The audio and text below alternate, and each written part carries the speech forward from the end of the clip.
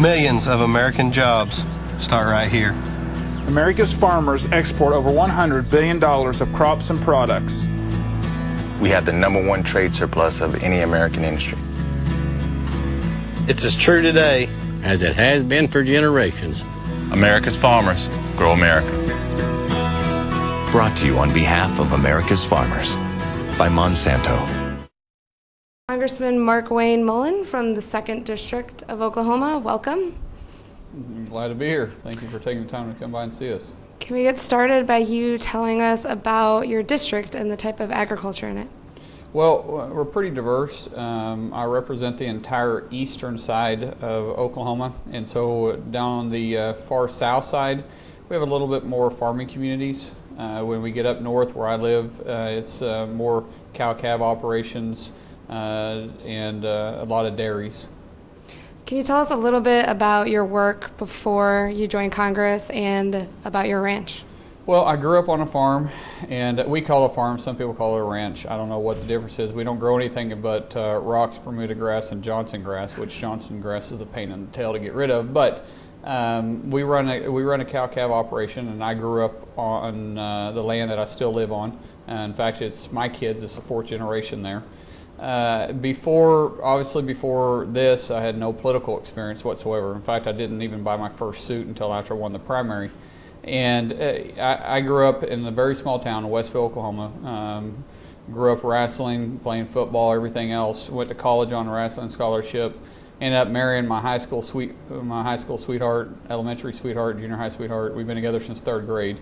And we got married real young. I was 19, she was 18 years old.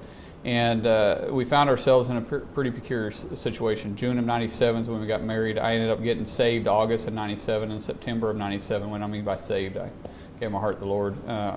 September of '97, my dad came to me and offered me a small plumbing business that he had. And it was in a lot of financial distress. My dad had been sick and not able to operate it like he needed to. My dad's the hardest working man I've ever met in my life.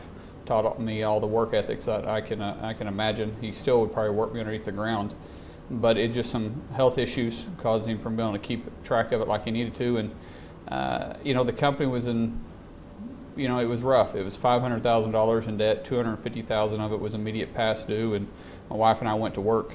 And we thought that was a pretty rough time in our life. I mean, we worked hard, worked around the clock, literally worked around the clock. And today that company employs over 120 people.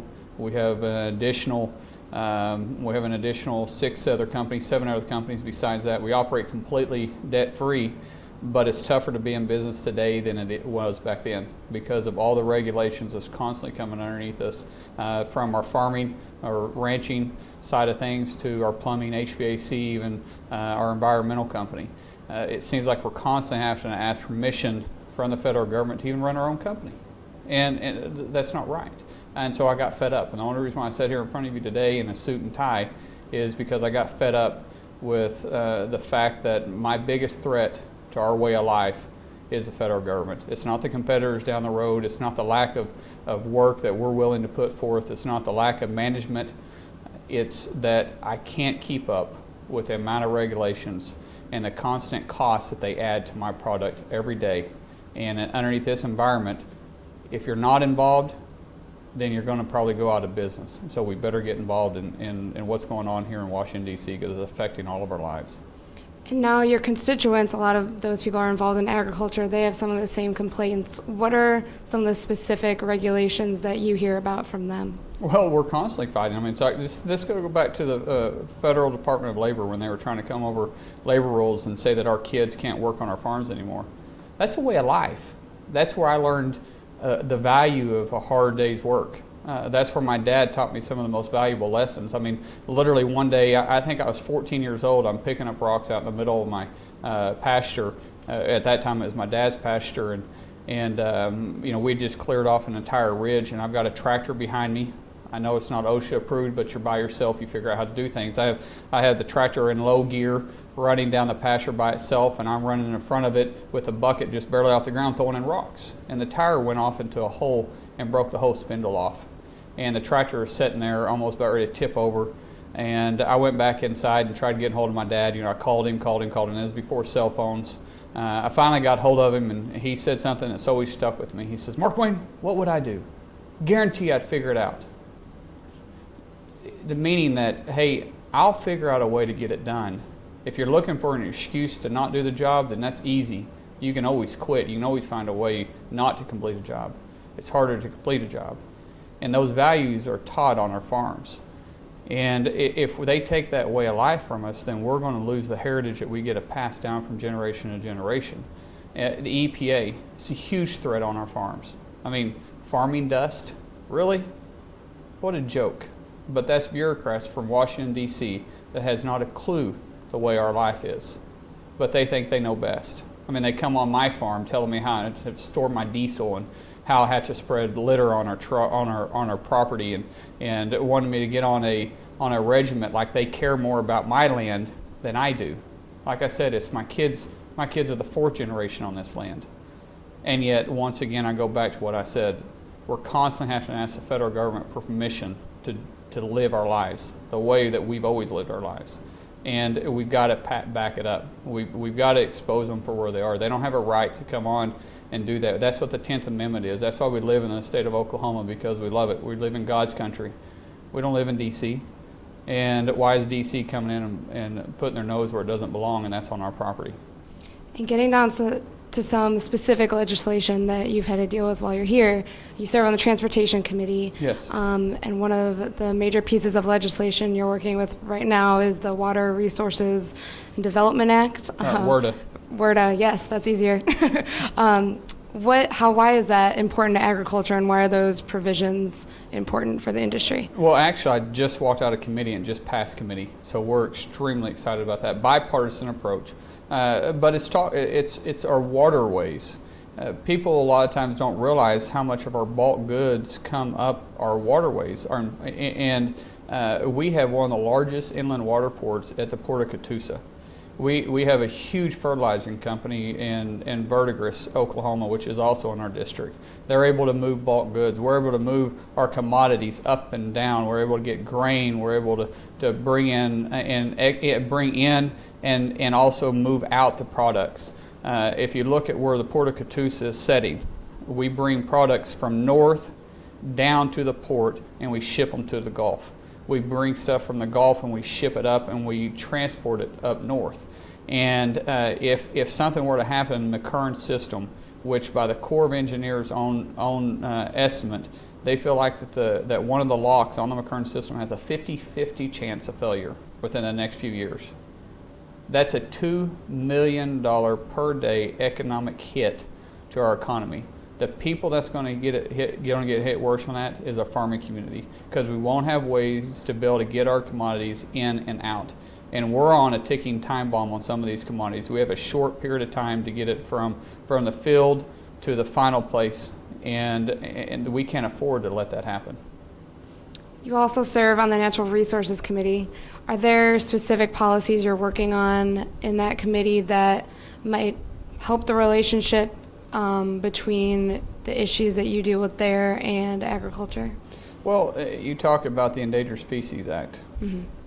It's a real concern in the farming community.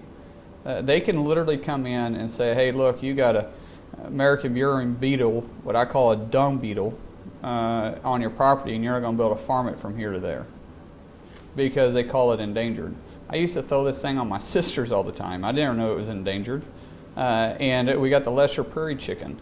That's obviously in the western Oklahoma, but at the same time, it impacts our farming communities. And for no rhyme or reason, they take the lesser prairie chicken and they all of a sudden put it on a watch list. They don't consult us. They don't even talk to the state of Oklahoma, and it puts the farmers once again wondering, am I going to be able to do this or am I not? Having to ask permission about something. When they're not from our communities, they're not from our way of life, they don't have a clue. And I still question, do they really have our best interests in heart? Sometimes I think it's agenda driven. And we sit on that subcommittee that has the oversight over NEPA. And it's an opportunity for us to bring in real life experience, not something that someone gave me talking points on. I deal with this. We still deal with this. And then our natural resources, look, how many of us landowners have natural resources underneath our feet? It's a good way for us to get extra income because farming isn't always consistent. We know that. Cattle prices go up and down. And when we have natural resources on the land that we've purchased and we've got the mineral rights to it, we should also be able to go get the resources. But it's so cost prohibitive sometimes to go through the permitting system that we can't even do it. And this administration, there's no question that they're not for our energy. They're for renewable energy. Yet this president says he's got an all-the-above approach. Well, he doesn't show that. It's all-the-above approach as long as it's his personal agenda. Our district is one of the wealthiest natural resource states or areas in the country. I truly believe that. And I say wealthiest because we have an abundant amount of resources, but yet we're one of the poorest districts. I mean, we have natural gas, we have coal, we have oil, we have timber, we have water, we even have rock, which we ship all over the country for building purposes. And yet it's a constant fight for us to do that. If my district was a country in itself, we'd be a very wealthy country.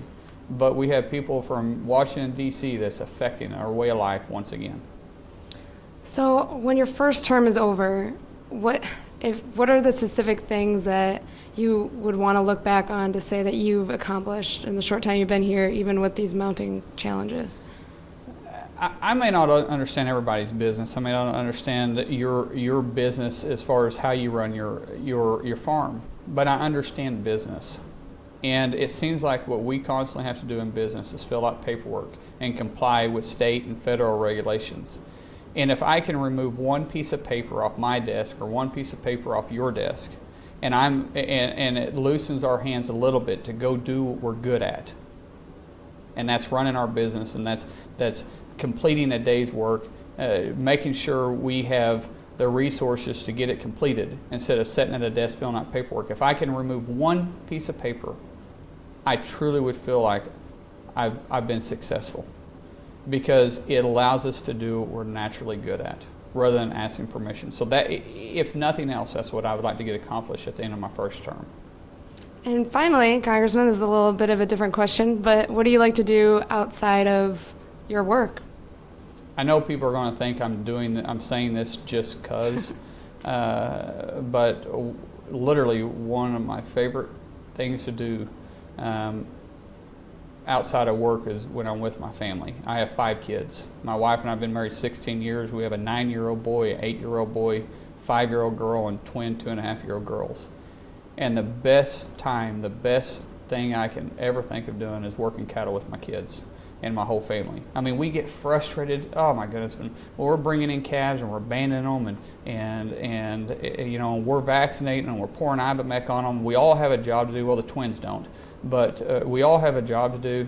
And man, we have some of the most heated arguments. You know, when a calf gets by or we don't get the cattle in the pen at the right time. But at the end of the day, we're filthy, we're dirty. A couple of us have already been kicked. We've laughed at each other, we've griped at each other, but that night when we go home, that's all we talk about. The next day, that's all we talk about. And that is truly one of the most enjoyable times. Maybe not right in the heat of it, but when I get to look back, that's probably what I miss more than anything, because now I truly have to schedule to do that. I have to make time to go work something that I've always loved, and that is working cattle. And we actually just got into doing that just a couple of weeks ago.